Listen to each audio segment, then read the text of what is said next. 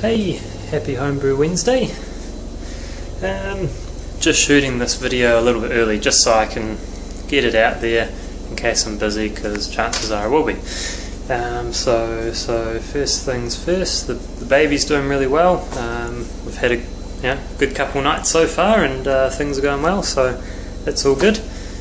So good looking future there. What else we got? I went and picked up some yeast from my local supplier. Yeah, I got some 48 Turbo Yeast, 14% in 48 hours or 20% in 5 days. That seems to be the little comment that everyone's making about it. So the recipe is 25 litre batch, 8 kgs of sugar. I think I might buy some dextrose rather than table sugar for this one. And yeah, then you just ferment that out to 20%. And I thought about it and I was like, oh yeah, you know, it'd be quite cool to actually do something with it, make some sort of spirit. But then I sort of thought, oh, don't know what I like in that area. So I thought, well, let's try something different.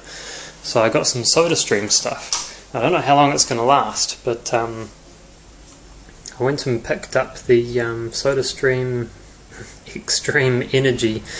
So it's a flavoured drink concentrate. This one makes 12 litres. So that's kind of probably after sediment, maybe half or just over half of the what would you call it, the wash. So yeah, apparently this stuff tastes a lot like Red Bull, so I'm pretty stoked on that. Yeah, could be quite fun. So yeah, might make that just like a mixer, I guess. Mix it with lemonade or just have it straight. So yeah, see how that goes. The other half of the wash, I'm not too sure what I'll do with, so I might just keep that separate, and something will come along. Maybe I will do the Malibu sort of coconut rum takeoff sort of thing, because Malibu is about 20% or 21 or something like that, so that could work out alright, you never know. So yeah, that's happening. I'll just sort of buy the sugar a little bit at a time, and we'll see how that goes. What I might do a quick film of right now is dry hopping of my Sweet Natalie version 2 beer. So here we've got about 70 grams left of my Motueka hops, Alk Acid 7, New Zealand hops. Yeah, cool. But seriously, no, they do some good hops, eh? We are so lucky here. So, temperature controller has been working really well. Fridge has been turning it off and on, off and on, off and on. But here we go, we'll just have a quick look inside.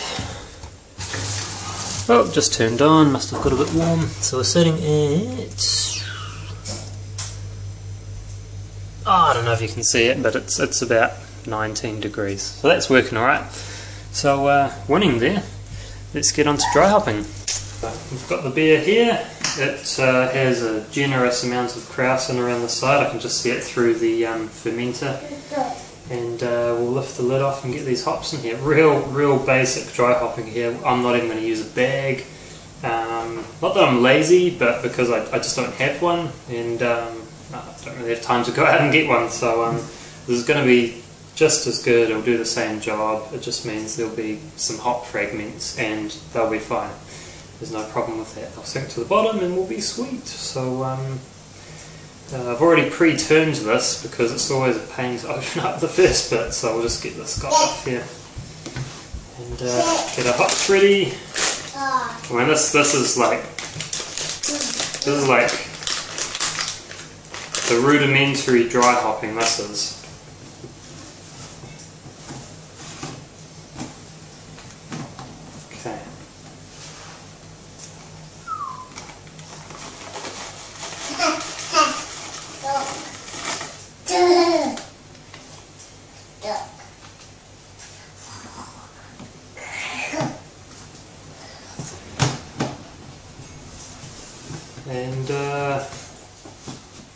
and it's done.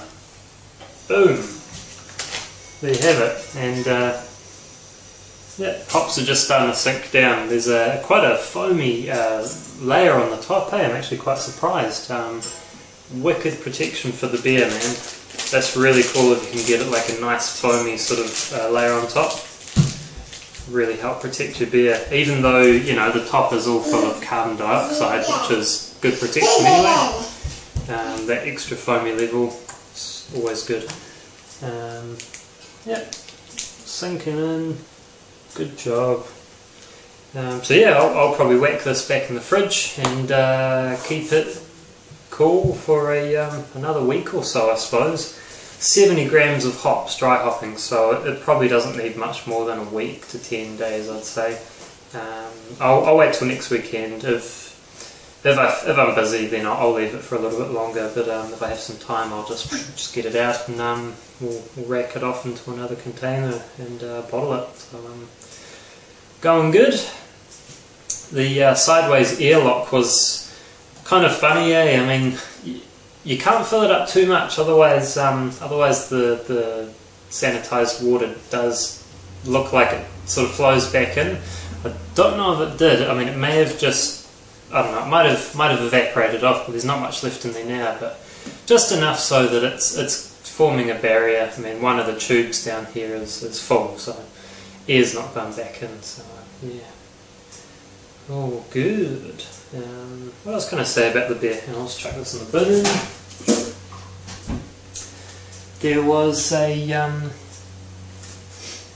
There was a pretty quiet fermentation, actually. Considering it was locked away in the fridge for the first few days, didn't hear it, didn't really look at it much. And for the first 2 days it sat at about 24, 23 degrees. And then I got the fridge closed up properly, bang, got it down to about 20 and 19. So it had a couple days there to really just go for it and ferment out. And doesn't seem to be much action anymore, so chances are it's probably done, but you know, just leaving a bit longer anyway. So yeah, that's kind of where we're up to with things there. So just trying to think if there's anything else coming up, really. Not really, not a lot going on. So cheers, happy Homebrew Wednesday, and you know, have a good one, guys.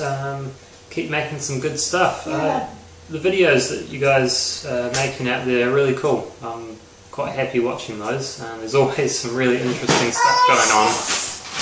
Oh, my girl's running around there. But yeah, no, the videos are great. All sorts of weird and wacky things coming to light and actually working out. Like, for instance, one of you made the hopped cider, like, different, you know, but apparently it was alright, so cool, good stuff. So yeah. Anyway, yeah, better get out of here, get this back in the fridge, and yeah, have a good one. Catch ya.